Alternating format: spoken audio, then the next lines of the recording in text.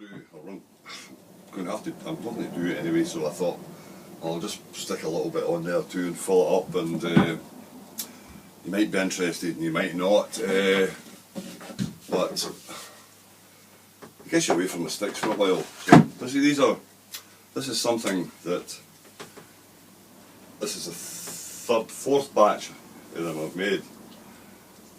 Many years ago I was looking through these craft books, American craft book I'm sure it was, and I happened upon this thing here, or a photograph of it, and the dimensions to scale up on a bit of grid paper and whatnot to make it. So it's a lawn bird,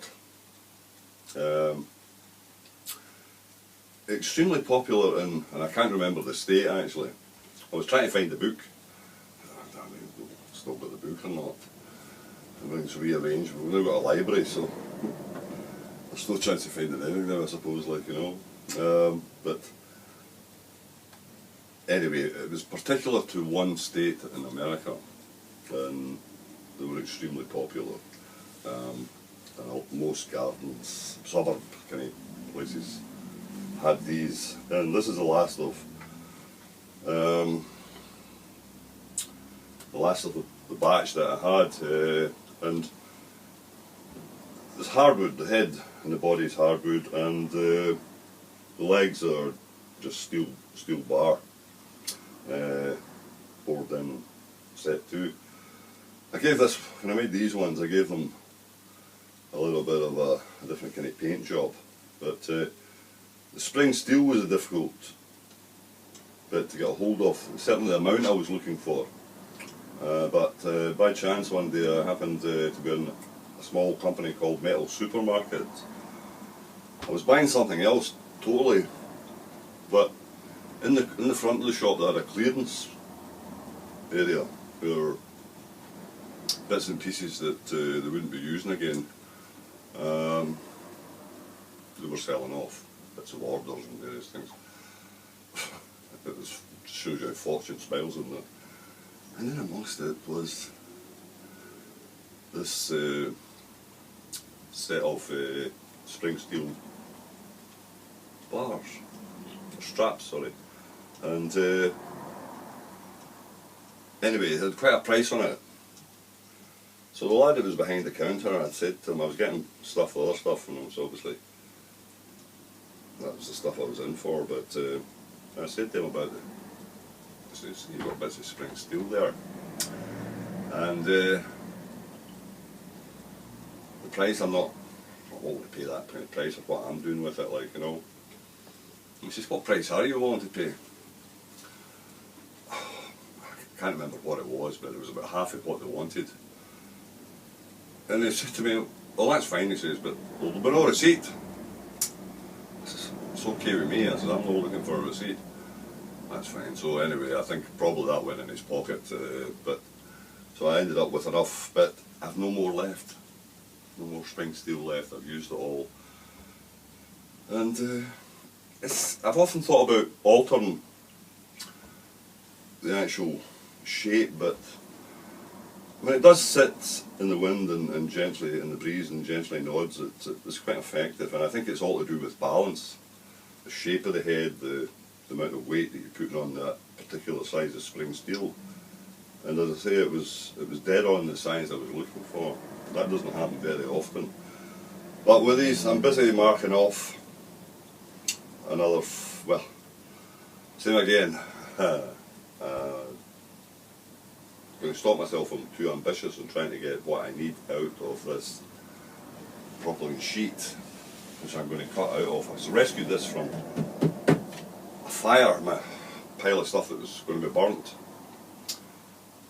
People will just throw away and burn and get rid of.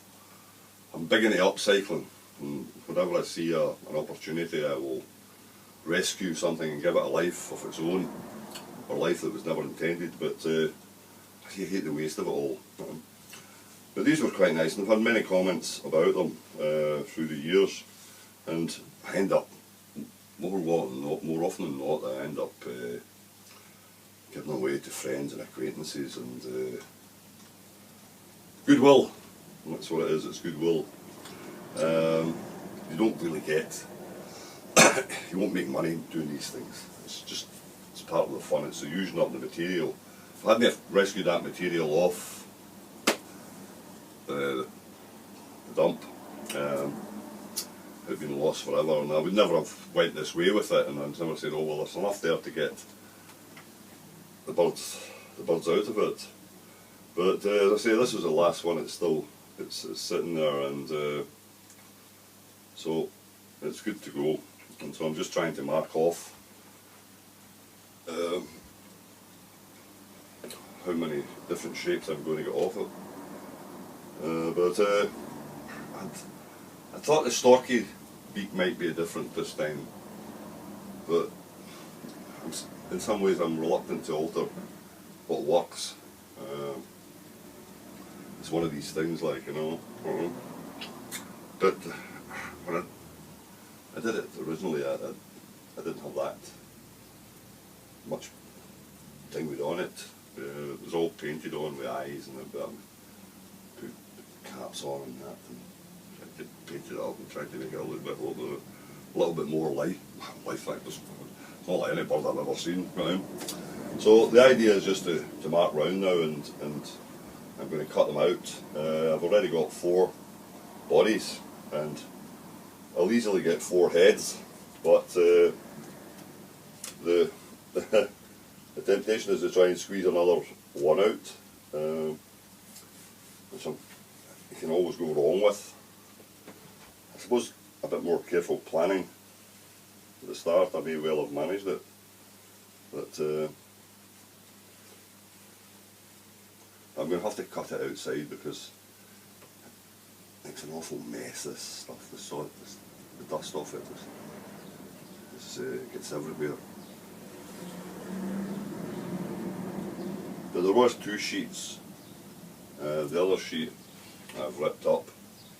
I've got another little job that'll work fine for that. Like, I'm just going away in a while to pick up my van. Well, it's all repaired, as the man says, Simon says. But the prices went up, Jim. Never goes down, Simon, does it? Never goes down. But it's like driving a new van, he says to me. I says, oh, that'll make me feel better. Oh, it pains me to tell you that it's went up another £100. So it pains you to tell me, Simon, it pains me to pay you. So I'll just run through everything. I says, no, you're all right. I says, I'll see it when I come across. And it's a good van. It's one of these motors I bought without even driving. I just bought it. Spur of the moment thing. Like the colour. Ford, well, don't go much wrong with Fords at times. Or most of them anyway. And so I just bought it, and it's been a good van. The son has been using it for the past couple of years, but he's now got himself a bigger van now. An ex automobile AA. So I've got the old one back. But needless to say, it's needing, but fair enough, he's going half stuff on the cost of repairing, because I think he still wants to be able to get the use of it. The big one he's got's a great van, but it's a little bit heavy on fuel, so I think he would like to try and, maybe I'll get another one here actually. He would like to try and get, we're going away, there's a bit of mountain biking and that, wild camping and what, so I think he would like to try and get the use of it. Yeah, I should get, might actually get,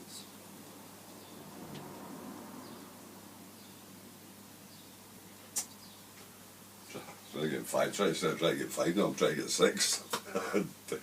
It's desperation. Oh dear, dear, dear. When you knew somebody like me. No, I think 5 5 will be enough. I think that'll be that. We'll see. We'll see. So I'm just going to weigh across to get it shortly. It's been away a little while, mind you, but I've never really met the chap. I'm assured he's a good mechanic. Like a new van, he says. I've never actually had a new van, so I've driven other people's, but I've never actually owned one. Because I tend to, a vehicle for me is just like a wheelbarrow, and years ago I used to abandon them here, there and everywhere, just a toolbox. Somewhere to throw the tools in. I used to have people phoning me up, asking me after a week or so, "You come and get this van, Jim?" Yeah, I'll come and get it, alright, man. But as soon as I had money in my pocket, I didn't want to work at all. Anyway, we'll leave it at that now. We're going to squeeze out. I thought I'll maybe just run the next couple of bits through with you. Might be of interest to you, might not.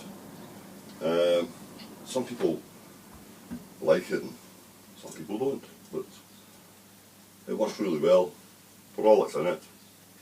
Spring steel will be the problem. We'll need to either try and find some or a substitute. But I've never used this stuff before, so. But as I say, that's hardwood and painted up. Been lying, that's been outside at least a couple of years, sitting at the side there. Dust it off every so often, and that's it. Anyway, I need to go because by the time we get away, and the bell has rung, so that's it. And an interesting thing the other day there, I met an American couple, Outlander Trail. Couldn't believe it. Talking away to them. The man says to me, "It's alright if I take your photograph?" I says, "Yeah, it's okay. Take my photograph. So it's the best looking Scotsman he's seen, like, you never know. Anyway, catch you later, cheers."